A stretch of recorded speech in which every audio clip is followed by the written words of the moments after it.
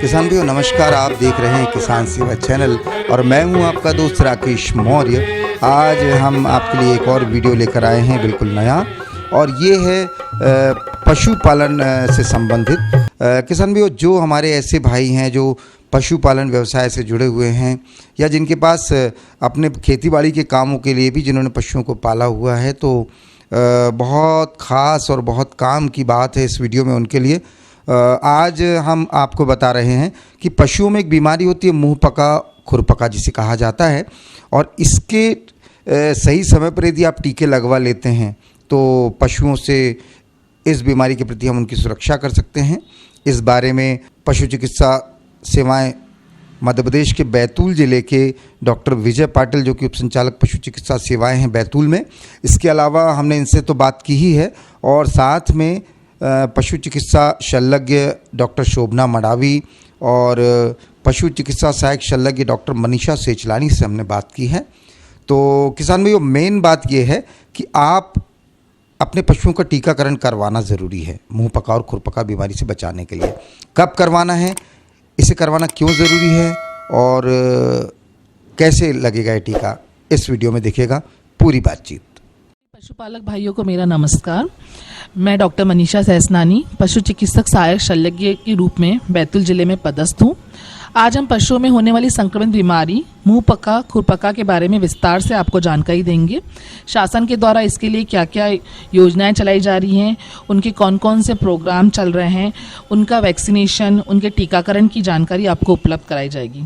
सबसे पहले मैं अपनी सहयोगी डॉक्टर शोभना से निवेदन करूंगी कि वो आपको इस बीमारी के लक्षण और इस बीमारी का होने के कारण को से अवगत कराएं। इस बीमारी का जो नाम है मुंह पका और खुरपका, इस बीमारी का नाम क्यों पड़ा है? क्योंकि इस बीमारी के जो मुंह में घाव हो जाते हैं और पैरों में घाव हो जाते हैं, इसलिए इसको मुंह पका और खुरपका कहा जाता है। अब आगे चर्चा करते हैं कि ये बीमारी क्या है। मुंह पका और खुरपका एक विषाणु जनित संक्रामक बीमारी है। यहाँ बीमारी जो है एक पशु से दूसरे पशुओं में आसानी से फैलती है, और यहाँ बीमारी गाय, भैंस, बकरी, भेड़ और सूअर में पाई जाती है। और इस बीमारी के लक्षण क्या क्या होते हैं हम ये जानेंगे। तो इस बीमारी के जो लक्षण हैं, इसमें जो पशुओं में बहुत जो टेम्परेचर मतलब तापमान जो होता है वो 104 से 106 फ़ारेनहाइट तक जाता है, और इसमें जो पशुओं के मुंह में छाले हो जाते हैं, और जो पैरों में जो खुर होते हैं, जो 2 खुर होते हैं, उनके बीच में छाले हो जाते हैं और पैरों में सूजन आ जाती है, जिससे जो एनिमल है, जो पशु है, उसको चलने में दिक्कत जाती है, और जो पशु है थोड़ा अनमना सा रहता है और खाना उसका कम हो जाता है, और उसे खाना खाने में गिलने में दिक्कत जाती है क्योंकि उसके मुंह में छाले हो जाते हैं। तो ये जो पशु को जब ये लक्षण आ जाते हैं तो निश्चित रूप से उसकी कार्य क्षमता पर भी असर पड़ता होगा, उत्पादन क्षमता पर भी असर पड़ता होगा। जी जी जी जी। बारे में थोड़ा बताइए। इसकी कार्य क्षमता में ऐसे प्रभाव पड़ता है कि पशुओं के मतलब पशुओं के लगातार ना खाने से, क्योंकि मुंह में छाले हो जाते हैं उनके, तो जो पशु है वो बहुत कमज़ोर हो जाता है और दुबला हो जाता है, जिसके कारण उनकी उत्पादक क्षमता कम हो जाती है। और उत्पादक क्षमता में सभी आ जाता है, जैसे उसकी दूध उत्पादन क्षमता, जो मीट है, मांस की उत्पादन क्षमता कम होने से जो पशुपालकों है उनको बहुत आर्थिक रूप से बहुत हानि होती है। तो निश्चित रूप से ये बीमारी काफ़ी हानिकारक है, और आर्थिक पक्ष भी बहुत मतलब आर्थिक पक्ष से देखें तो कि पशुपालक भाइयों को बड़ी नुकसान की संभावना इसमें बनती है। अब जब इसमें प्रारंभिक लक्षण पशुओं में आ जाते हैं, मान लीजिए किसी पशुपालक भाई ने पहचान लिया कि प्रारंभिक लक्षण आ गए, तो किन सावधानियों को उसको जरूरत होती है सबसे पहले प्राथमिक तौर पर? सबसे प्राथमिक इसका ये है कि जैसे ही पशुपालकों के इस बीमारी के लक्षण दिखते हैं तो जो निकटतम पशु चिकित्सालय है वहाँ जाके उन्हें सूचित करना है और इसका उपचार कराना है, और पूर्ण उपचार कराना है। और दूसरा सावधानी ये बरतना है कि पशुओं को एक स्थान से दूसरे स्थान पर नहीं लेके जाना है, और पशुओं को एक साथ खाना, पानी ये भी नहीं देना है। और जैसे ही आपको पता चलता है कि ये पशु को बीमारी के लक्षण आ गए हैं, तो बीमार पशु को जो स्वस्थ पशु है उससे अलग कर देना चाहिए, और अलग करने के बाद उन्हें खाना पानी उनका अलग देना चाहिए। और जो आप देते हैं, जिसमें जो आप यूज़ करते हो बर्तन, जिस खाने पीने के, उसको अच्छे से धोकर साफ़ करके, और जहाँ पर पशु बैठता है ज़्यादा टाइम, तो वहाँ पर उन्हें मतलब सफाई की जाए, आसपास की सफाई की जाए, और जो पशु है उससे बिल्कुल भी परेशान ना किया जाए और उसे शांत रहने दिया जाए। जैसे कि मेरी सहयोगी डॉक्टर शोभना ने बताया कि इसमें मुंह में छाले हो जाते हैं, पैरों में छाले हो जाते हैं। तो सबसे पहले मुंह में छाले हो जाने से तो पशु खाता नहीं है, लंबे समय तक खाना पीना उसका सामान्य नहीं रहता है, जिससे उसमें कमज़ोरी आ जाती है।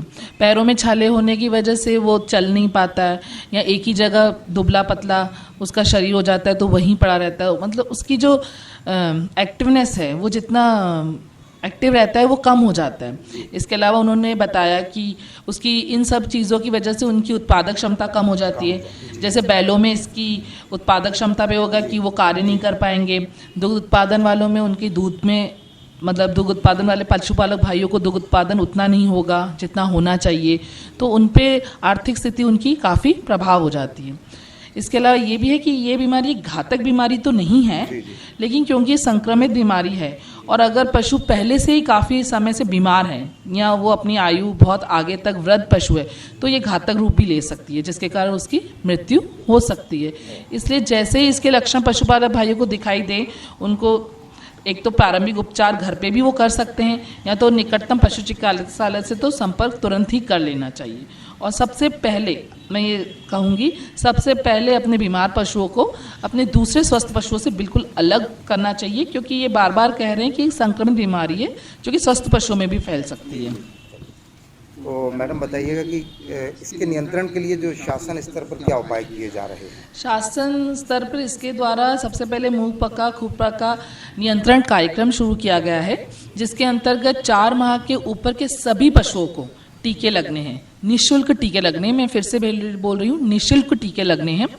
इसके लिए अब तक ये नियंत्रण प्रोग्राम 10 जिलों में शुरू हो गया है, और बैतूल जिले में ये प्रोग्राम 15 दिसंबर से शुरू किया जा चुका है, जिसके अंतर्गत बैतूल जिले से टीम गठित की गई है, जो कि सभी गांवों में जा रही है और सभी पशुपालकों से इस बीमारी के बारे में चर्चा कर उनके समस्त 4 महीने के ऊपर के पशुओं में ये टीके निःशुल्क लगाए जा रहे हैं। इसके अलावा शासन के अंतर्गत इन भी मतलब अगर मुंह पका खुरपका बीमारी हो जाती है, तो बीमार पशुओं के रक्त के नमूने भी एकत्रित किए जाते हैं और उनकी जांच की जाती है, जिससे कि पता लगाया जा सके कि आखिर वो किस विषाणु से हो रही है। इसके अलावा ये भी है शासन के अंतर्गत कि इनके अंतर्गत हम मुंह के और उनके पैरों के छालों के नमूने भी एकत्रित करते हैं और उनको जांच के लिए प्रस्तुत करते हैं, जिससे कि किस विषाणु मतलब पर्टिकुलर कौन सा विषाणु उस बीमारी को उत्पन्न कर रहा है उसके बारे में जानकारी ली जा सके। और रक्त नमूनों की जांच से ये पता हो जाता है, रक्त नमूने हम 2 तरह के लेते हैं, एक तो टीकाकरण के पूर्व और टीकाकरण के बाद, जिससे हमें पता चल जाता है कि उसके रक्त में आखिर वो टीकाकरण कितना कारगर है, इसलिए उसकी जांच की जाती है और उनका समाधान निकाला जाता है। मैडम ये बताइएगा कि टीकाकरण के लिए क्या करना होगा, पशुपालक कहाँ संपर्क करना होगा और पशु कितने बड़े होने चाहिए? जैसे कि मैंने अभी बताया कि अभी तक ये मुंह पका खुरपका नियंत्रण कार्यक्रम शुरू हुआ है शासन के अंतर्गत, जिसके अंतर्गत सभी गाँव में ये टीके खुद से लगाए जाएंगे। यहाँ से एक टीम गठित करके बैतूल जिले से जाएगी और उसमें 4 माह के ऊपर के सभी पशुओं को निःशुल्क टीकाकरण किया जाएगा। निःशुल्क टीकाकरण किया जाएगा। अच्छा, इसके बाद और क्या तैयारियां हैं प्रशासन की, आपके विभाग की? किस तरीके से पहुंचने की कोशिश करेंगे पशुपालकों तक? आप टीम तो गठित है जी, और कई बार पशु चिकित्सालय से किसी दूर दराज के ग्रामीण अंचलों तक के पशुपालक रहते हैं जो समय पे नहीं पहुंच पाते हैं, तो उसके लिए नहीं, जैसे ही उनको उनके मतलब वैसे टीकाकरण का ये प्रावधान है कि हर 4 महीने के पशु में पहले से ही टीकाकरण किया जाए और पहले ही बीमारी की रोकथाम की जाए। लेकिन अगर लक्षण दिखाई देते हैं अगर उस बीमारी में, तो पहले उनको चिकित्सक को संपर्क करना पड़ेगा, उसके बाद वो उनका इलाज उसके साथ। इसके अलावा हाँ, अगर पशुपालक काफ़ी हद तक उनको घरेलू उपाय से भी समाधान कर सकते हैं। जैसे कि अगर वो उनके मुंह में छाले हैं और पैरों में छाले हैं तो वो उनको काला पानी, जिसे वो पोटैश का सल्यूशन कहते हैं, उसे धो सकते हैं अपने घर में आसपास में सफाई रख सकते हैं। पैरों में छाले हो गए हैं तो उनको गीली जगहों पे ना बांधे, नहीं तो उसमें कीड़े पड़ने की संभावना रहती है। इसके अलावा घरेलू उपाय में वो फिटकरी और हल्दी और मक्खन का लेप भी लगा सकते हैं मुंह में और पैरों में। जब तक पशु चिकित्सक उन तक पहुंचे वो इस घरेलू नुस्खों से भी इस बीमारी की रोकथाम अपने स्तर पर कर सकते हैं।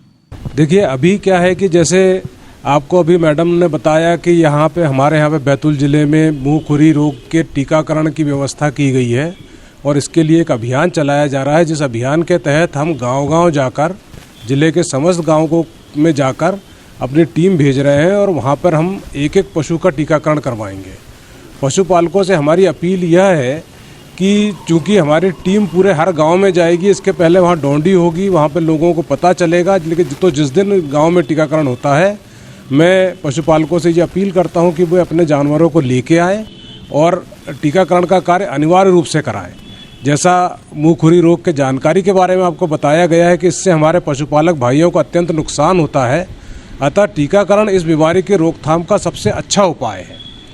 इसीलिए हमारे पशुपालक भाइयों को चाहिए कि जो शासन की ये जो निःशुल्क टीकाकरण की योजना है, इसका भरपूर लाभ उठाएं और अपने जितने उनके पास पशु हैं उन समस्त पशुओं में टीकाकरण का कार्य अवश्य कराएं।